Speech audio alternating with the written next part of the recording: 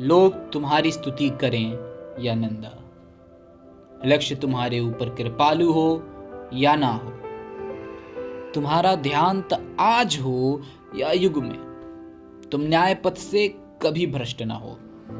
ये कथन हम सभी के प्रिय गुरु स्वामी विवेकानंद जी का है।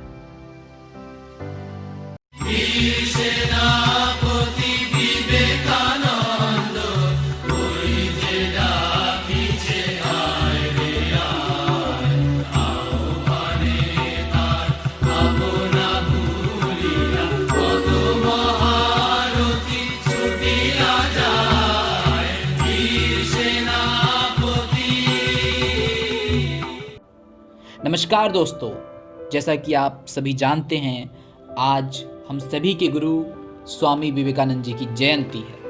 इसी अवसर पर संपूर्ण राष्ट्र में आज राष्ट्रीय युवा दिवस मनाया जा रहा है। आइए हम सभी इस राष्ट्रीय युवा दिवस के भागीदार बनते हैं और अपने प्रिय गुरु, अपने महान गुरु स्वामी विवेकानंद जी के चरणों में प्रणाम करते हैं।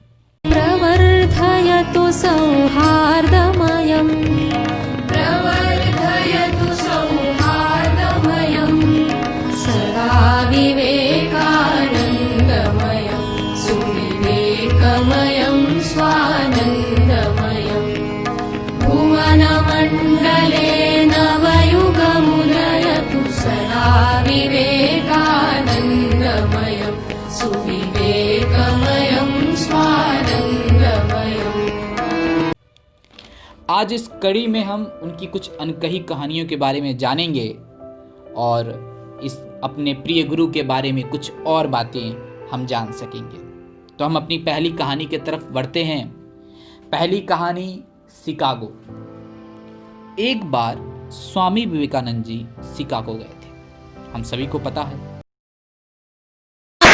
Sisters and brothers of America, it fills my heart with joy unspeakable to rise in response to the warm and cordial welcome which you have given us. I thank you in the name of the most ancient order of monks in the world. I thank you in the name of the mother of religions. And I thank you in the name of the millions and millions of Hindu people of all classes and sects. वहाँ पर उन्हें किताबें पढ़ने का शौक बहुत था। तो जब उन्हें किताबें पढ़ने का बहुत शौक था तो अक्सर अपना समय वो लाइब्रेरी में व्यतीत करते थे। उसी दौरान वहाँ के एक प्रतिष्ठित लाइब्रेरी में वो अक्सर जाया करते थे। लाइब्रेरी से उन्होंने कई सारी किताबें ले ली और मात्र 2-3 दिनों में आकर वो किताबें उन्होंने लौटा दी। इस पर जो लाइब्रेरियन था वो भड़क गया कि जब इतनी सारी किताबें आप लेकर के गए और पढ़ना नहीं था तो आप लेकर के ही क्यों गए? आखिर इतनी किताबें क्यों लेकर गए? इस पर विवेकानंद जी ने मुस्कुराते हुए जवाब दिया कि भाई, मैंने तो सारी पुस्तकें पढ़ ली हैं। एक लाइब्रेरियन और भड़क गया कि ऐसा मजाक क्या करने का फायदा, जब तुम्हें बचना है तो ऐसा मजाक क्यों कर रहे हो? विवेकानंद जी ने बहुत शालीनता से उत्तर दिया, मेरे मित्र, मेरे बंधु, तुम चाहो तो किसी भी पृष्ठ का कोई भी प्रश्न मुझसे पूछ सकते हो। से पृष्ठ संख्या बोल दो तो मैं पृष्ठ पर क्या लिखा है मैं तुम्हें बता सकता हूँ। इस पर लाइब्रेरियन ने गुस्से में क्रोधित होकर एक पुस्तक निकाली और उस पुस्तक का एक पृष्ठ संख्या बोल दिया, जिस पर स्वामी विवेकानंद जी ने हूबहू लाइन बाय लाइन उस पृष्ठ पर जो अंकित था वह सब सुना दिया। लाइब्रेरियन चौंक गया, ये कैसे हो सकता है? उसने 2-3 और पृष्ठों को पलटा और पूछा और अलग अलग किताबें निकाल करके पूछा, लेकिन जब उसे पता चला कि नहीं, वो स्वामी जी के चरणों में गिर गया और पूछने लगा, ये ऐसे कैसे हो सकता है? विवेकानंद जी ने कहा कि बंधु, आप जब भी किसी काम को पूरी फोकस से करते हैं तो वो काम जरूर सफल होता है। वैसे फोकस से मुझे एक और स्वामी विवेकानंद जी की कहानी याद आई। एक बार विवेकानंद जी रास्ते में टहल रहे थे, तभी उन्होंने देखा कि कुछ लड़के एक पानी में अंडे के छिलके को निशाना बना रहे हैं बंदूक से, छिलका। तो विवेकानंद जी ने काफी देर तक वहां खड़े रहकर देखा कि वो सब बहुत कोशिश कर रहे हैं पर उस छिलके पर निशाना नहीं लगा पा रहे हैं। इस पर विवेकानंद जी उनके पास गए और बोले कि मुझे भी कोशिश करने दे। लड़के थोड़ा हिचकिचाए क्योंकि विवेकानंद जी की वेशभूषा से वो परिचित न थे। अंत में उन्होंने तंज भाव दे करके उन्हें बंदूक थमा दी कि चलो कोई नहीं, जब हमसे नहीं हो रहा है तो इनसे कैसे होगा, ये सोचते हुए विवेकानंद जी ने बंदूक उठाई और 12 बार शूट किया और 12 के 12 बार एग्जैक्ट निशाने पे लगा। ये देखकर लड़के चकित रह गए और उन्होंने कहा ऐसा कैसे हो सकता है, क्या आप एक बहुत बड़े एथलीट हैं? उन्होंने कहा नहीं, ऐसा तो कुछ नहीं है, हर काम फोकस से होता है। आइए हम अब स्वामी विवेकानंद जी की तीसरी कहानी पर और इस कड़ी की सबसे महत्वपूर्ण कहानी पर चलते हैं। एक बार स्वामी विवेकानंद जी अमेरिका गए हुए थे। उसी दौरान, जैसा कि आप सभी को पता होगा, विवेकानंद जी के गुरु का नाम था स्वामी महान परमहंस जी। हम सभी अपने अपने मनों में परमहंस जी को प्रणाम करते हैं। उनकी तबीयत बहुत खराब हो गई। परमहंस जी की तबीयत जब इतनी ज़्यादा खराब हो गई और विवेकानंद जी को पता चला तो विवेकानंद जी जल्दी जल्दी आए। और जब परमहंस से मिलने के लिए वो जा रहे थे तो मीडिया ने उन्हें घेर लिया कि अरे विवेकानंद जी आए, विवेकानंद जी आए। विवेकानंद जी अंदर गए और देखा कि परमहंस जी का पूरा पल्स जम गया था, मवाज, पूरे उनके शरीर पर मवाज जम गया था। उस मवाज को देखते हुए कई सारे जो उनके शिष्य थे वो उनके थोड़ा दूर खड़े थे, ज़्यादा पास भी नहीं आ रहे थे और परमहंस किसी को पास आने भी नहीं दे रहे थे कि नहीं। एक शिष्य था जो उनके पैर के पास बैठा था, जो उन गीले कपड़े से धीरे धीरे उन्हें पोंछ रहा था, लेकिन वो मवाज आ जा रहे थे बार बार। ज़्यादा शिष्य उनके पास थे नहीं। विवेकानंद जी दौड़ते हुए गए और उनके शरीर पर, उनके पैर पे जाकर उनको टच किया और प्रणाम किया उन्हें। ये देख के परमहंस भड़क गए, बोले ये क्या कर रहे हो, तुम्हें दिख नहीं रहा है नरेंद्र कि मैं बीमार हूँ, तुम ऐसा ना करो। विवेकानंद जी ने कुछ नहीं सुना और एक गीला कपड़ा लिया और पूरा मवाज पोंछा और उसे एक बर्तन में ले लिया, पूरे मवाज को।